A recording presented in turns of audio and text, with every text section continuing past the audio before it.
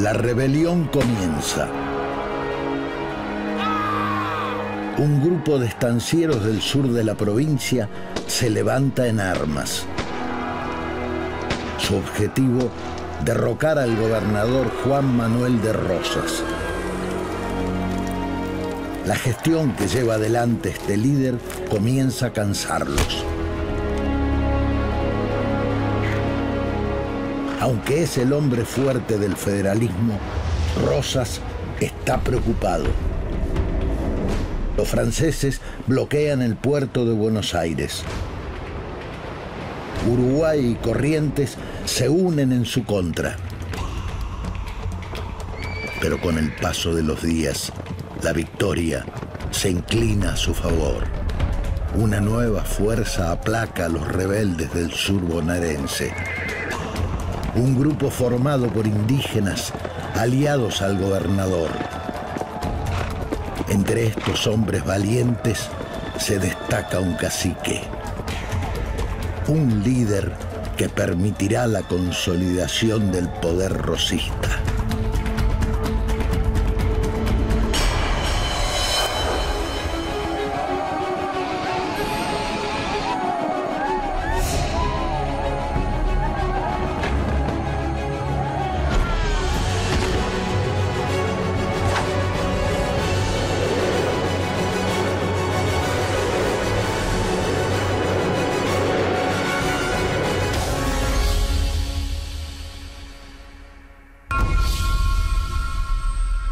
Su estrategia se basó en alcanzar la paz a través de acuerdos. Sus fuerzas jugaron un rol fundamental en la victoria del federalismo. Negociador, padre, cacique, su nombre es Juan Catriel.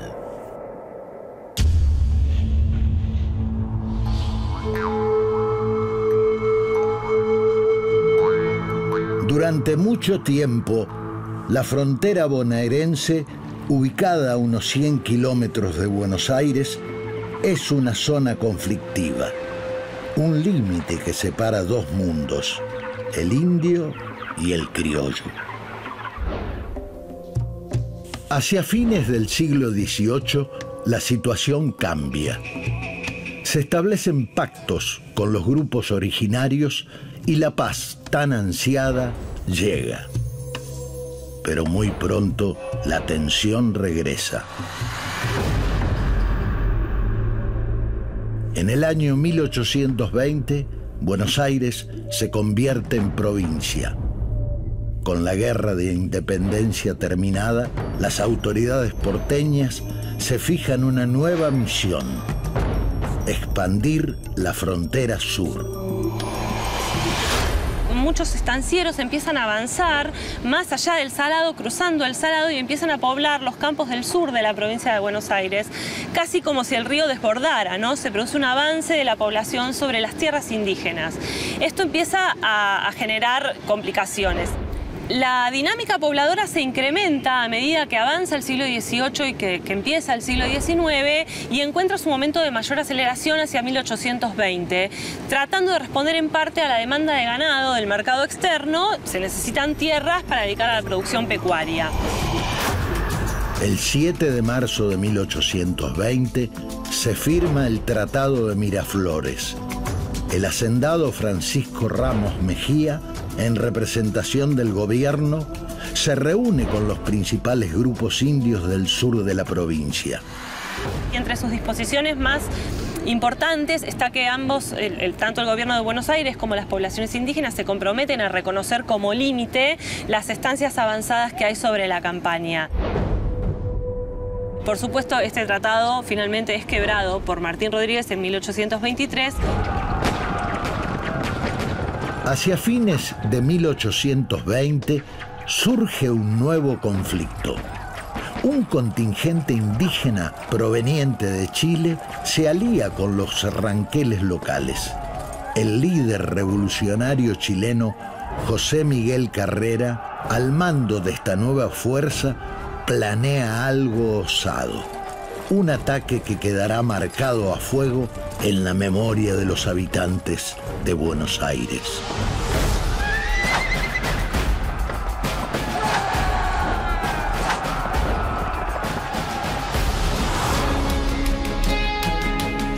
Para el gobernador Martín Rodríguez, los indios al sur de la provincia son cómplices del Malón.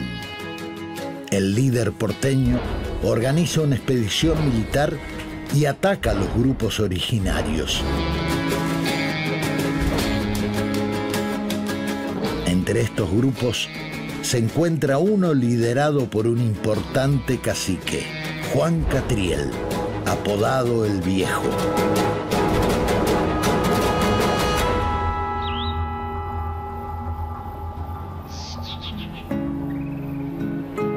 Aunque no existe una fecha exacta, se estima su nacimiento hacia el año 1775.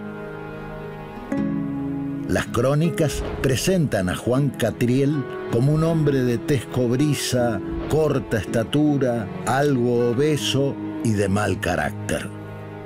Entre sus pares es respetado y admirado. Las primeras referencias que tenemos sobre Catriel en la documentación son de inicios de la década de 1820, cuando ya como jefe de parte de la agrupación Pampa se asienta en una estancia de Nicolás Anchorena, que era un importante hacendado del sur de la provincia de Buenos Aires. La documentación figura recibiendo distintos bienes en la estancia de Anchorena. Suponemos que en pago a su trabajo como peón rural, posiblemente, porque bueno, era una época de escasez de mano de obra y los indígenas eran utilizados como peones rurales. La acción represiva del gobernador Rodríguez afecta también a los productores agropecuarios. Los malones que atacan sus establecimientos empobrecen la economía y empujan a sus habitantes al éxodo.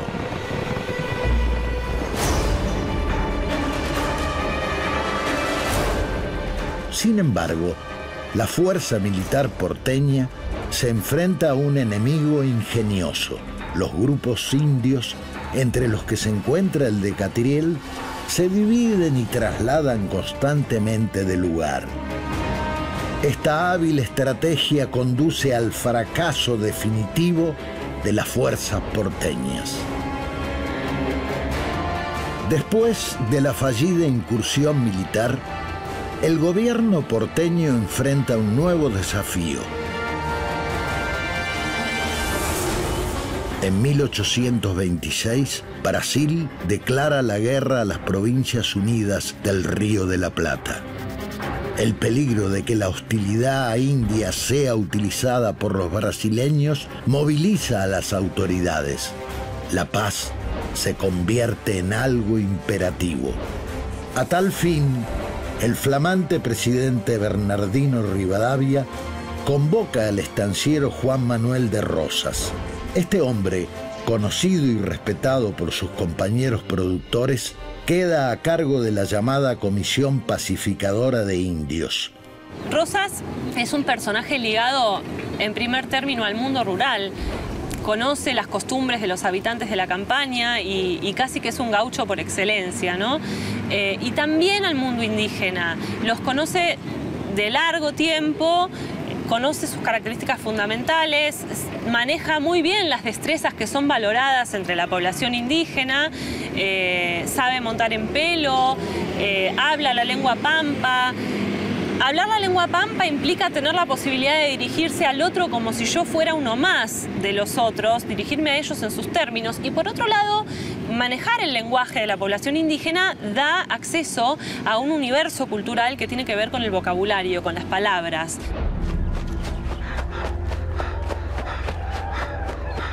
La noticia ha llegado.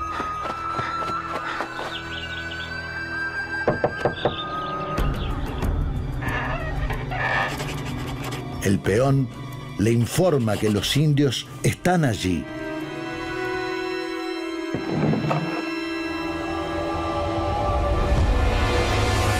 Los caciques Catriel y Cachul aguardan. De pronto, observan una figura que se aproxima.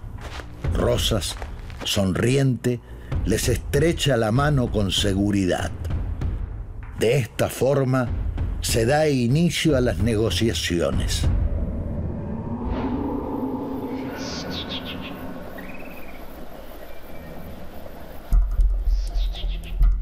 La reunión entre Rosas y los caciques es exitosa. Esto da término a los abusos por parte de comerciantes criollos. Asimismo, se pautan los lugares en donde se realizarán los intercambios. Para sus interlocutores, Rosas parece un hombre confiable. Una atmósfera positiva nace alrededor de Catriel y Cachul, llamados los indios amigos. Entonces, la importancia de Catriel va a ser doble en este periodo. Además de ser uno de los principales caciques que pactan con el gobierno, que entran en esta comisión pacificadora, también va a ser uno de los primeros que preste indios de pelea para luchar contra otros grupos indígenas. Con Rosas lo particular es que va a ser una relación muy cercana. Catriel va a hospedarse en repetidas oportunidades en la ciudad de Buenos Aires, donde va a ser curado de una dolencia que le afectaba en los ojos. Tiene relación epistolar con Rosas, de manera que se da una relación más que nada personal, no tanto diplomática, sino donde el conocimiento entre los dos personajes era bastante importante. Mientras Catriel consolida su poder, los malones impulsados por otros grupos indios continúan. Esto lleva a que el presidente Rivadavia opte nuevamente por una actitud belicosa. Organiza nuevas expediciones militares, esta vez bajo el mando del coronel Federico Rauch. Interesados por mantener sus pactos, Catriel y Cachul colaboran con el gobierno. Gracias a la información que proveen, la milicia criolla logra la victoria. Pero el esplendor máximo de Catriel el Viejo llegará de la mano de uno de los incidentes más oscuros de la historia argentina. El 1 de diciembre de 1828, el gobernador federal Manuel Dorrego es fusilado por orden del unitario Juan Lavalle. Este asesinato marca el inicio de la Guerra Civil. Mientras que Rosas se refugia en Santa Fe, grupos de paisanos se aglutinan en montoneras y luchan contra los unitarios. Catriel y sus hombres, hostigados en el pasado por el ejército, también se suman a la lucha. Por la acción de los paisanos y de los indios que debilitan las fuerzas de Lavalle, Rosas es elegido al año siguiente gobernador de Buenos Aires. Cuando Rosas llega a la gobernación de la provincia en 1829, va a mantener esta política de negociación pacífica con un agregado o una diferenciación sustancial con respecto al periodo anterior, que es que dentro del presupuesto de la provincia de Buenos Aires va a haber una partida presupuestaria destinada precisamente a agasajar y racionar a los caciques o a los indios que se incorporen a esta negociación pacífica y se asienten en la campaña de Buenos Aires. Esto también se va a conocer con el nombre de Negocio Pacífico de Indios. Y nuevamente acá también la figura de Catriel va a ser una de las más importantes de este esquema de relaciones pacíficas. ¿Qué implicaba este negocio pacífico o qué implicaba destinar una partida presupuestaria? Que estos grupos iban a recibir todos los meses una cantidad de ganado, yeguarizo y vacuno, yeguarizo para alimentación, porque la carne de yegua era la principal alimentación de los indígenas y ganado vacuno y ovino también para aumentar sus propios rodeos. Bajo la órbita rosista, Catriel realiza distintos trabajos en las comunidades indias. Proporciona información, entrega cautivas, conduce ganado y presta ayuda militar. Asimismo, Catriel amplía su negocio pacífico, el cual consiste en tender un puente de comunicación entre comunidades indias y el mundo criollo. Para el gobernador porteño, Catriel y Cachul son sus mejores y más amigos fieles. Se instalan en sus estancias y reciben beneficios por su trabajo. Pero con el paso de los años, la situación cambia.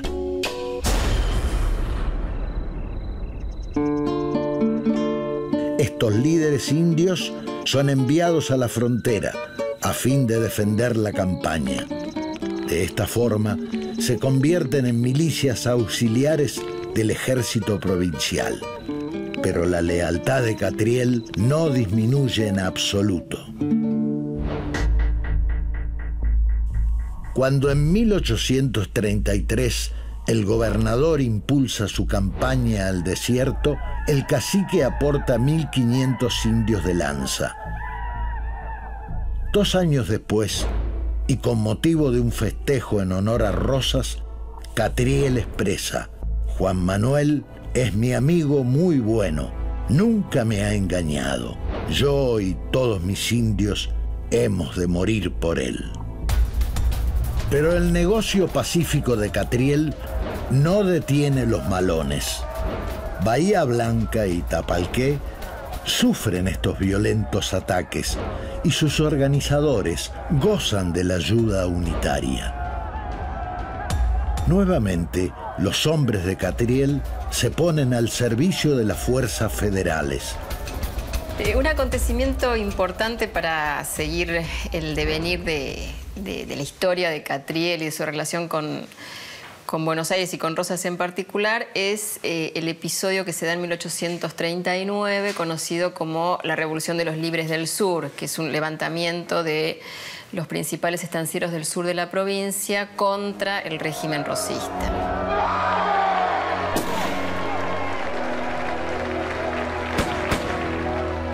Los rebeldes van a tomar el Fuerte Independencia y la liberación del fuerte, la recuperación del fuerte va a ser posible en gran medida por la participación de estos indios de pelea de la agrupación de Catriel. Los indígenas, cuando se retiran a sus tolderías, van a llevarse ganado, pero la orden de Rosas va a ser no obligarlos a devolver el ganado, sino, por el contrario, felicitarlos por haber ayudado a la represión de este movimiento contrario a su gobierno. Hacia 1840, la actitud del gobernador porteño hacia las tribus rebeldes cambia. Ya no intenta reprimirlas, sino más bien seducirlas para llegar a un punto de diálogo. Eso va a llevar a que Rosas se concentre mucho en asuntos más de política interna y va a delegar en Catriel la gestión de los asuntos del negocio pacífico. ¿Qué quiere decir eso? Catriel se va a posicionar como el principal interlocutor en los asuntos indígenas y va a funcionar como intermediario entre nuevos grupos que quieren incorporarse al negocio pacífico y el gobierno de Buenos Aires. Entonces va a ser Catriel el que se entreviste con los nuevos líderes, los nuevos caciques que quieren recibir estas raciones y asentarse en la campaña de Buenos Aires, y el que va a dar su opinión a Rosas sobre si es conveniente, si es factible confiar en este cacique e incorporarlo a este sistema de obsequios y de regalos que formaban parte de su política indígena. El gran objetivo de Rosas es pacificar la frontera y que los grupos indios se asienten definitivamente. Pero la salud del cacique se deteriora. El corcel atraviesa los jardines de la quinta del gobernador. El viento fresco agita el cabello gris del jinete. Aunque está casi ciego, logra sentir la belleza de aquel lugar. Desde la ventana de su oficina, Rosas descubre al visitante.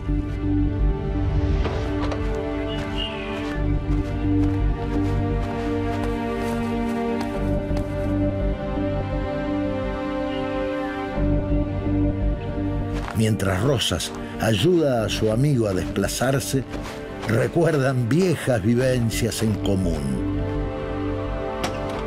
Ignoran que esta será la última vez que se vean.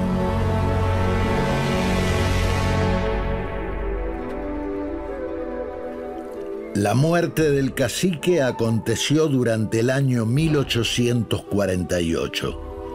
Su hijo, Catriel el Joven, se convirtió en el nuevo líder del grupo. La caída del gobernador Rosas en 1852 cambió radicalmente el panorama político. El joven cacique terminaría siendo perseguido por las fuerzas nacionales. Julio Argentino Roca lo encarceló y le quitó sus tierras.